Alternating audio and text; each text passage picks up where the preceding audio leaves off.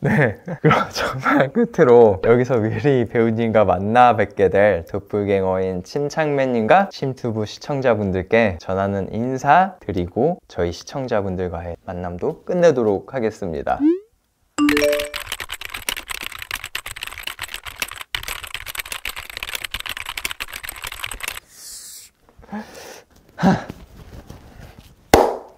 오지 않는 그대를 대신하여 그대를 리뷰하는 시간, 그대 첫 번째 시간 시작하도록 하겠습니다. 안녕하세요. 저는 살고 싶어서 컨텐츠를 기획하고 제작하고 만들어 올리고 있는 이명구라고 합니다. 오늘 첫 번째 오그대에 오지 않는 손님은 바로 손석구 배우님입니다. 박수로 우리 오지 않는 손석구 배우님 맞이하겠습니다.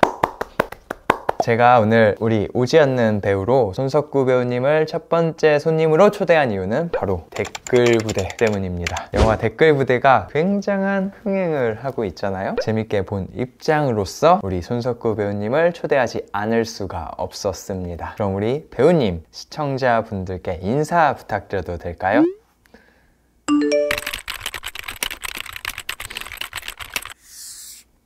인사 감사합니다. 재밌는 시간 함께 만들어 가도록 하겠습니다. 빠르게 우리 배우님과 함께 소설 원작과 영화 댓글 부대를 비교하는 심층 리뷰와 중간중간 Q&A 시간을 갖는 시간 바로 시작하겠습니다. 본 리뷰에는 주요 스포일러가 굉장히 많이 포함되어 있기 때문에 시청에 각별히 주의하시기 바랍니다. 시작하겠습니다. 영화는 주인공인 현재의 임상진 기자가 촛불혁명과 그 결과 또 그 사건에 얽힌 여러 가지 사건부터 이야기가 전개되는 북엔드 구조로 시작합니다. 이것부터가 소설과의 첫 번째 차이점이라고 할 수 있으며 소설과 다르게 북엔드 구조를 차용했기 때문에 영화에서 주인공인 바로 우리 손석구 배우님인 임상진 기자가 무엇을 말하려고 하는지 더불어서 앞으로 영화에 무슨 이야기가 전개될지 시작부터 빠르게 관객들에게 알 수 있게 해줍니다. 아주 친절한 장치라는 거죠. 네, 영화의 빠른 전개처럼 저도 빠르게 우리 손석구 배우님과 첫 번째 Q&A 갖도록 하겠습니다. 배우님은 평소 현장에서 연구원이라는 별명을 가지고 있다고 했습니다. 그러면은 이 임상진 기자를 연기하기 위해서 원작인 소설 댓글 부대도 읽으면서 또 캐릭터 연구를 했는지 굉장히 궁금합니다.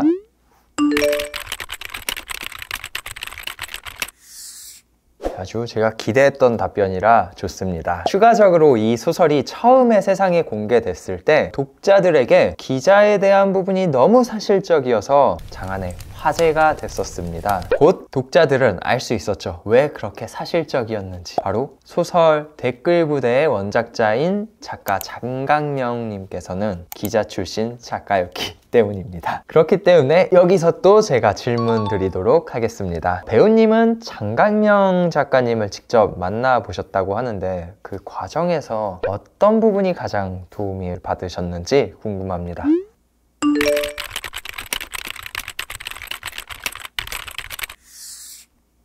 역시 출연하는 모든 작품에서 캐릭터 그 자체가 되시는 이유가 여기 있었네요. 아직 관람하지 않으신 분들은 우리 손석구 배우님이 얼마나 임상진 기자 그 자체가 됐는지 영화를 통해서 직접 확인하시기 바랍니다. 자, 그럼 이쯤에서 바로 다음 이야기로 넘어가도록 하겠습니다. 영화 댓글 부대는 또다시 소설과 달리 임상진 기자가 만전이라는 대기업의 중소기업 기술 탈취 의혹 혹은 입찰 비리 사건을 보도한 후 만전을 향한 임상진 기자의 보도가 가짜뉴스라는 조작에 휘말리면서 첫 번째 나락으로 떨어지는 사건부터 댓글 부대와 임상진 기자 그리고 만전의 이야기가 본격적으로 시작됩니다. 저는 이 부분이 좋으면서도 아쉬웠습니다. 먼저 좋았던 점은 굉장히 속도감 있게 이야기가 전개될 수 있도록 임상진 기자와 임상진 기자의 대립될 세력을 어떤 세력인지 아주 처음부터 분명하게 밝혀줬다는 것입니다. 이렇게 밝혔다는 부분이 좋았으면서도 동시에 아쉬웠던 점이기도 해요. 저에게는 소설은 임상진 기자의 대립되는 세력이 누구인지 굉장히 모호하게 전달합니다. 처음에는. 그러니까 책을 읽어 나가면서 독자들로 하여금 끊임없이 질문을 하고 호기심을 갖도록 한다는 거죠. 도대체 이 뒤에 누가 있는 거야? 이런 생각. 더불어서 배우 세력이 만전이라는 대기업 하나로 굉장히 축소됐다는 게 아쉬웠어요. 왜냐하면은 소설은 만전보다 더 큰 뒷배경이 있기 때문이죠. 실제 댓글 부대 뒷배경에 국가 권력이 있었던 것처럼 말이죠. 여기까지 영화 이야기를 하고 배우님과 짧은 Q&A 시간 또 갖도록 하겠습니다. 배우님은 평소에 피식대학을 굉장히 좋아하신다고 하셨고 그래서 피식쇼에도 출연하셨다고 하셨어요. 근데 만약에 피식쇼가 아니야 나락 퀴즈쇼에 출연 제의가 들어왔다면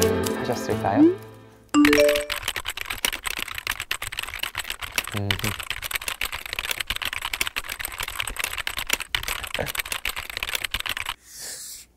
신중하게 그리고 심각하게 고려해본다는 그 입장이 어떤 입장인지 저는 알 것 같습니다. 다시 영화와 관련된 질문 드리도록 하겠습니다. 임상진 기자가 첫 번째 나락으로 떨어지면서 14개월 동안 정직 처분을 받아서 아무런 기자 활동을 하지 못하게 됩니다. 그래서 만약 배우님도 어떤 세력의 음모로 인해서 연기 생활을 14개월 동안 못하게 되신다면 그 기간 동안 어떻게 하실지 궁금합니다.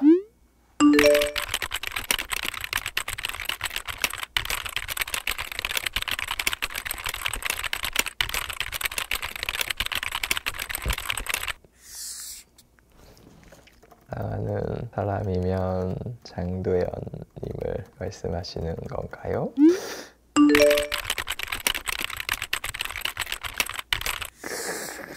알겠습니다. 이렇게 피해 가시네요. 그럼 다음 영화 이야기 이어나가도록 하겠습니다. 나락에 빠진 임상진 기자는 본인이 댓글 부대라고 하는 사람 일명 차카타캇 이라는 사람의 연락을 받고 은밀한 장소에서 만남을 갖습니다. 그리고 그곳에서 차타캇으로부터 믿지 않았고 의혹도 없었던 댓글 부대에 관한 이야기를 듣게 되죠. 그러니까 그동안 인터넷에 떠도는 소설일 뿐이다 라고 치부해왔던 이야기의 실체를 직접 차타캇으로부터 듣고 만나게 되는 거죠. 그래서 차타캇은 처음에 본인의 말을 믿지 않는 임상진 기자를 믿게 하기 위해서 또 자신의 이야기를 흥미있게 듣게 하기 위해서 자신들이 했던 작은 일, 그러니까 담배 회사 바이럴 광고부터 시작해서 영화 흥행을 막는 일, 만전과의 만남 직전까지의 이야기를 빌드업해 나갑니다. 그리고 그 과정에서 차타캇은 물론 차타캇을 포함한 총 댓글 3인방 중 나머지 2인에 대한 이야기까지 해주면서 3인방의 캐릭터 특징과 성격을 알 수 있게 해줍니다. 먼저 차타캇은 소설가 지망생으로 소설 커뮤니티 사이트에다가 자기 소설을 올리고 있는 사람이고 탭택은 게임과 게임 커뮤니티 사이트를 설립한 캐릭터로 등장하고 또 댓글 3인방의 대장격으로 찡뻗킹이라는 캐릭터가 등장하는데 나머지 2명에 비해서 다소 더 현실에 가까운 삶을 살고 있는 캐릭터로 나옵니다. 더불어서 차타캇이 임상진에게 자신의 이야기 그리고 댓글 부대의 이야기를 빌드업해 나가면은 그 과정이 임상진뿐만 아니라 관객들도 아주 자연스럽게 그 이야기에 흡수될 수 있도록 굉장히 연출을 잘했어요. 다시 손석구 배우님과의 대화의 시간을 갖도록 하겠습니다. 손석구 배우님은 연기자시잖아요. 그런 입장에서 만약 내가 출연한 영화가 댓글 공격을 받은 영화처럼 공작에 휘말리게 된다면 어떻게 대처하실 건가요?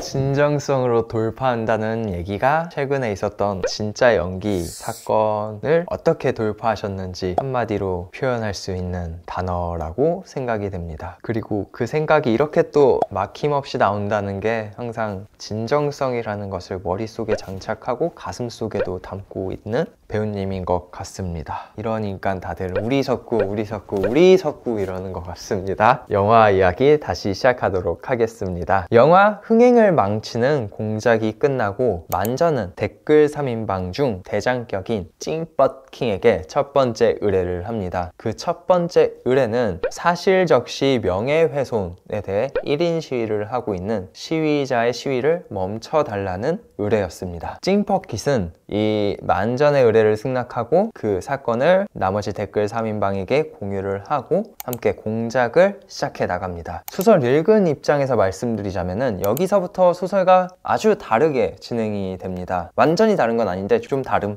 이것은 아직 영화를 보지 않았지만 책을 읽은 분들에게 영화를 꼭 봐야 할 포인트라고 할 수 있습니다. 다시 영화 이야기로 들어와서 댓글 3인방은 1인 시위를 멈추게 하기 위해 시위자의 딸 A를 타겟으로 삼아서 댓글 공격을 시작합니다. 먼저 중국에서 만들어진 SNS 계정 1000개를 구매한 후 그 계정들을 이용해서 SNS에서 엄청난 인플루언서로 띄워줍니다. 이렇게만. 그 공작으로 인해서 이제 순식간에 정말 A는 인플루언서가 됩니다. 인플루언서가 된 A는 그 생활을 즐기기 시작하고 그 장면을 목격하자 댓글 3인방은 바로 다음 단계를 시작합니다. 다음 단계는 추락이라고 할 수 있겠죠. 비행기를 태워줬던 수많은 계정으로 다시 A를 향한 댓글 공격을 시작합니다. 무차별 폭격을 맞은 A는 어떠한 안정장치나 마음의 준비도 없이 이제 구름 위에 떠 있었으니까 그대로 그냥 쭉 추락을 하는 거죠. 그 추락과 함께 A는 결국 극단적인 선택을 하고 맙니다. 그리고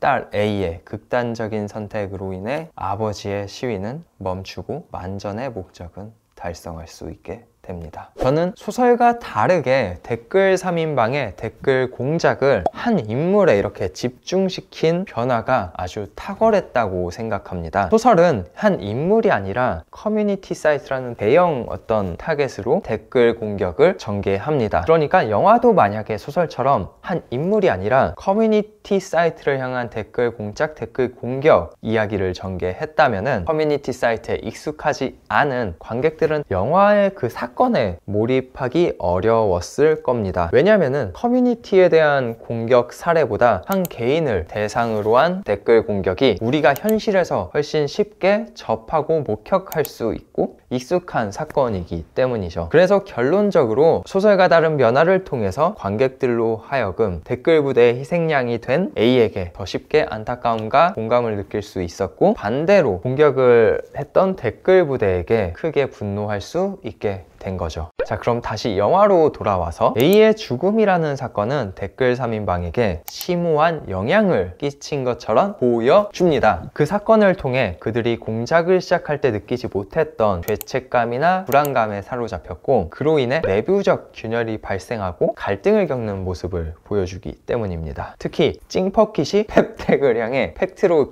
조져버리는 대사가 있거든요. 거기가 가장 인상 깊은 장면이기도 했습니다. 이 사건에서 영화는 소설과 다른 이 변화와 연출을 통해서 차타카시 왜 임상진에게 접근했고 댓글 부대에 대해 제보를 하는지 임상진과 관객들에게 자연스럽게 납득시킵니다. 더불어서 납득이 된 임상진 그리고 저 같은 관객들은 아무런 의심 없이 차타카스를 신뢰하게 됩니다. 여기서 다시 영화 밖으로 나와서 만전과 댓글 부대 3인방에 대한 이야기를 조금 해볼까 합니다. 왜냐하면은 소설과 다르게 변화를 줬던 댓글 부대와 만전의 연출이 아쉬웠기도 했기 때문입니다. 먼저 아쉬웠던 부분에 대해 얘기하도록 하겠습니다. 댓글 3인방과 만전을 너무 얌전하게 또 너무 평범하게 연출을 했다는 것입니다. 제가 기대했던 댓글 3인방의 모습은 그렇게 얌전하고 평범하고 게다가 잘생기지 않았어요. 또 만전 역시도 그렇게 너무 착하게 착한 장소에서 댓글 3인방에게 공작을 의뢰하지 않았다는 거죠. 그래서 여기서 제가 기대했던 댓글 3인방과 만전의 모습을 아주 유사하게 표현한 작품 두 개를 소개해 드리려고 합니다. 먼저 댓글 3인방의 모습을 제가 기대했던 그대로 표현했던 작품이 하나 있는데요. 바로 구교환 배우님이 출연했던 우리 손자 베스트입니다. 우리 손자 베스트에서 교환이라는 캐릭터가 진짜 딱 댓글 3인방의 모습이어요. 그 다음 만전의 모습은 내부자들에서 이경영님의 영차가 나오는 별장신과 그 등장인물들의 모습을 저는 기대했습니다. 그러니까 만전과 그 외 배우 세력들에 대해서 소설은 내부자들의 영차하는 씬 그 이상의 것을 보여주기 때문입니다. 어쨌든 소설과 달리 제게는 아쉽게 연출할 수밖에 없었는지에 대한 제 내피셜을 얘기해 보도록 하겠습니다. 첫 번째로 대중성을 들 수 있습니다. 소설 속 캐릭터와 장면들이 제가 생각했던 작품처럼 그대로 또 스크린에 옮겨졌다면 영화는 19세 관람가로 개봉이 됐을 겁니다. 우리 손자 베스트나 내부자들처럼 말이죠. 그러면은 어떤 특정 메시지를 담은 영화이기 때문에 그 메시지가 닿을 수 있는 관객의 범위가 한정될 수밖에 없게 되는 거죠. 그래서 그 대중성 때문에 그렇게 연출할 수밖에 없었다가 제 첫 번째 뇌피셜이고, 제 두 번째 뇌피셜은 메시지를 고려해 봤다 라고 생각이 됩니다. 그러니까 영화는 댓글 부대 공작에 의도적이든 의도적이지 않았든 가담하는 사람들이 소설처럼 극단적인 인물만이 아니라는 점을 얘기하고 싶었던 거죠. 즉 영화에 연출된 것처럼 평범한 사람들도 생각 없이 또 의도치 않게 생각이 있더라도 아주 가벼운 생각으로, 아주 가벼운 마음으로 댓글 공격에 동참해서 누군가를 극단적인 상황으로 몰 수 있다라는 메시지를 더욱 효과적으로 전달하기 위해서 그렇게 댓글 3인방을 묘사하지 않았나 싶습니다. 그러니까 저는 종합적으로 이 두 가지 제 뇌피셜로 보니까 왜 영화가 소설과 달리 저렇게 만전과 댓글 3인방을 평범하게 그렸는지에 대해 조금은 납득할 수 있었습니다. 자, 여기까지 저의 긴 영화 이야기였습니다. 다음 우리 손석구 배우님과 다시 얘기를 나눠보도록 하겠습니다. 영화는 소설과 달리 댓글 3인방을 굉장히 평범하게 묘사를 했습니다. 때문에 오히려 현실에서 굉장히 열심히 살고 있는 임상진 기자가 댓글 3인방보다 더 찌질하고 못난 것처럼 보이기까지 해요. 이 부분에 대해서 배우님은 어떻게 생각하시는지 궁금합니다.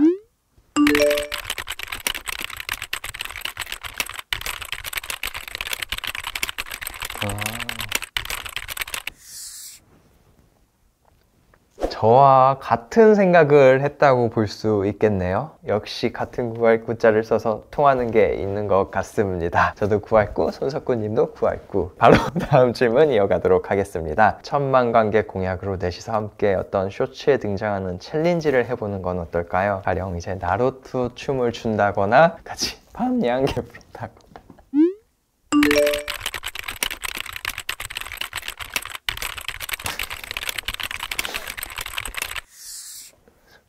그러니까 1000만을 달성하면 나루토 춤을 추신다는 거죠? 기대하겠습니다.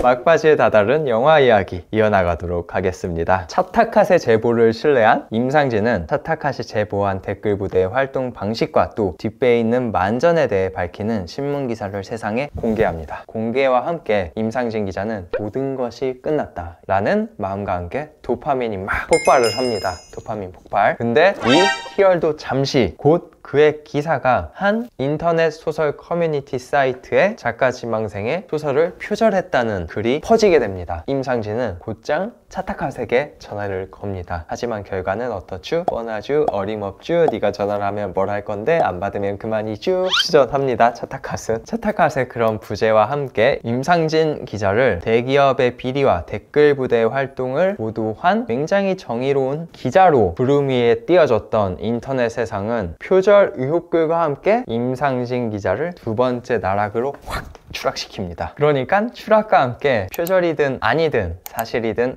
아니든 세상 사람들은 중요하지 않게 된 것이죠. 왜냐? 실제로 우리는 메시지를 흐릿하게 하기 위해서 메신저를 공격합니다. 똑같은 효과가 발동한 거죠. 소설이나 표절하는 쓰레기, 기레기가 쓴 기사니까 쓰레기가 쓴 건 쓰레기다. 이런 논리가 되기 때문에 더 이상 임상진 기자가 보도한 그 내용은 세상에 필요 없는 쓰레기가 되고 만 겁니다. 그렇게 순식간에 두 번째 나락으로 가버린 임상진 기자는 자신을 향해 손가락질하고 비웃고 있는 기자들을 향해 기레기 새끼들이라고 외치며 신문사를 나옵니다. 그리고 시간이 흘러서 임상진 기자가 차탁각과 댓글 3인방의 행방을 쫓으며 자신이 겪었던 모든 일을 세상에 공개하는 영화의 시작점으로 돌아오며 영화는 끝이 납니다. 그리고 현재 이렇게 끝나는 마지막 결말을 두고 왜 열린 결말로 끝을 냈냐라며 약간의 호불호가 갈리고 있는데요. 근데 저는 솔직히 말씀드려서 이거는 열린 결말이 아니라 100% 닫힌 결말이라고 생각을 해요. 영화 시작에서부터 이미 실제로 벌여진 탄핵과 그 탄핵 사건 이후의 사실들을 언급했다는 것 자체가 결국 이 영화의 결말을 말해줬다라는 거거든요. 다큐의 입장에서 받아들여진다는 거예요, 저는. 그러니까 서두에서 밝힌 것처럼 탄핵 이후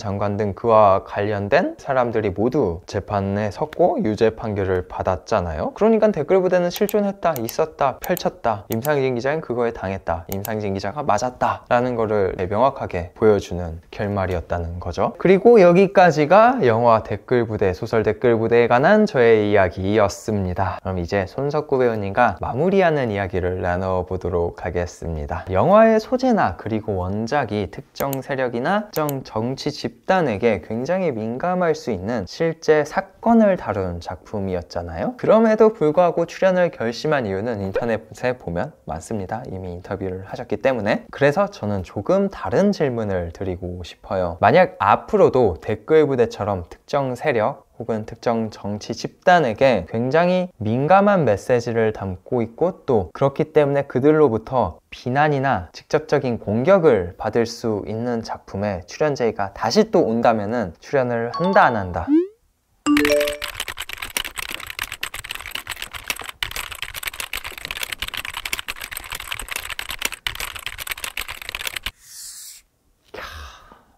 다소 민감할 수 있는 질문이었지만 역시 굉장히 멋진 답변을 해주셨어요. 그리고 그 답변이 굉장히 명쾌했고요. 그러니까 평소에 그런 생각을 가지고 있다라는 거를 명확하게 전달해 주셨고 이번 작품 역시 지금과 같은 답변의 생각을 갖고 출연을 결심했다라는 것을 알려주는 것 같습니다. 그럼 다음 질문 하도록 하겠습니다. 영화에서는 생략된 부분이 있어요. 바로 임상진 기자의 디테일한 2년 동안의 행적 말이죠. 과연 임상진 기자는 2년 동안 뭘 해먹으면서 밥을 먹고 살았을까 궁금하거든요. 배우님의 상상력을 빌어서 임상진 기자는 2년 동안 뭘 해먹고 살았을까요?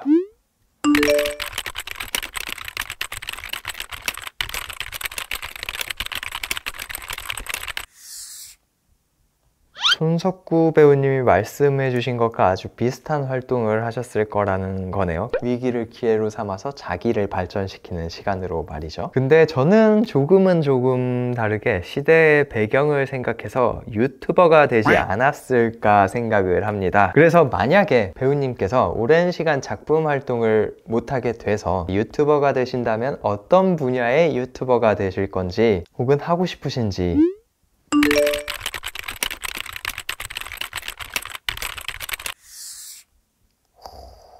연기 활동은 하지 못하지만 계속해서 그 언저리에서 생활을 하신다는 거잖아요. 역시 연기에 대한 사랑이 어마어마하신 것 같습니다. 유튜브 얘기가 나왔으니까 질문 드리도록 하겠습니다. 댓글 부대 마지막 홍보 활동으로 이제 최고의 배우들, 최고의 가수들, 최고의 크리에이터가 꼽은 대한민국 최고의 채널 춤튜브에 출연할 예정이라고 제가 들었거든요. 그래서 질문입니다. 춤튜브에 출연하시면은 어떤 모습을 또 솔직하게 정직하게 보여주실지 정말 기대가 됩니다. 혹시 여기서 미리 조금이라도 언제쯤 출연하고 어떤 모습을 보여주실지 알려주실 수 있으실까요? 최초 공개 뉴진스 손석구 렛츠고!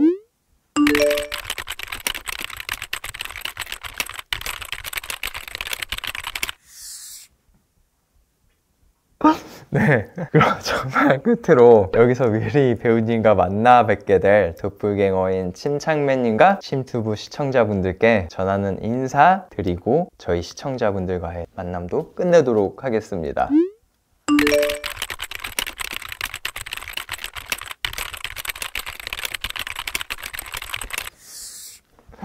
그때는 전문 시청 1팀 시청자가 돼서 TV로 우리 손석구 배우님과 침착맨님의 만남을 지켜보도록 하겠습니다. 정말 끝까지 정말 좋은 말 그리고 솔직한 얘기 해주셔서 감사합니다. 그럼 여기까지 손석구 배우님과 저의 오 그대였습니다. 시청해주셔서 대단히 감사합니다.